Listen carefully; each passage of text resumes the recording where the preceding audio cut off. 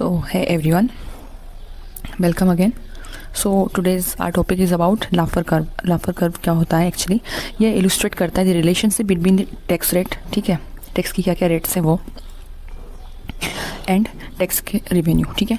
It shows that beyond a certain point, मतलब suppose a certain point means जैसे कि 100 एक ऐसी कंडीशन है, इससे बियॉन्ड मतलब इससे आउट नहीं जाना है, like not 101, not 102, like that. Okay, so एक सर्टेन पॉइंट तक हमारा जो टैक्स रिवेन्यूज़ है और टैक्स रेट है वो इससे बियॉन्ड नहीं जाना चाहिए, जो कि अगर मतलब जो फैक्ट है मतलब जो डिसाइडेड है उससे बियॉन्ड नहीं जाना चाहिए, जो अब वो whatever that rate. Okay, and higher tax rates reduce incentives. अगर सपोज दैट अगर टैक्स की रेट हाई हो गई, अगर टैक्स की रेट क्या हो गई, अगर हाई हो गई, तो इससे हो क्या जाएगा, इससे हमारे जो इंसेंटिव्स जो है वर्क करने के, ठीक है, वो रिड्यूस हो जाएंगे, मतलब कम हो जाएंगे, है ना, उनको हम सेव नहीं कर पाएंगे फिर, एंड इन्वेस्ट नहीं हो पाएगा properly, and leading to lower revenue. इन सबसे फिर कंडीशन क्रिएट होगी कि हमारा जो रेवेन्यू है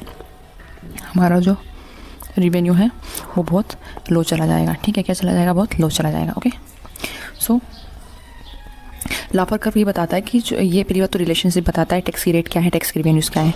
सेकंड थिंग क्या है, ये सर्टेन पॉइंट से बियॉन्ड नहीं जाता है, और हाई टैक्स रेट अगर हो गई तो इससे हमारे इंसेंटिव्स जो हैं वर्क करने के, उनको सेव करने के सॉरी एंड इन्वेस्ट करने के, वो सब लो हो जाएंगे. और जब ये सारे लो हो जाएंगे तो हमारा रेवेन्यू जो है वो भी लो चला जाएगा. Okay, so I hope so you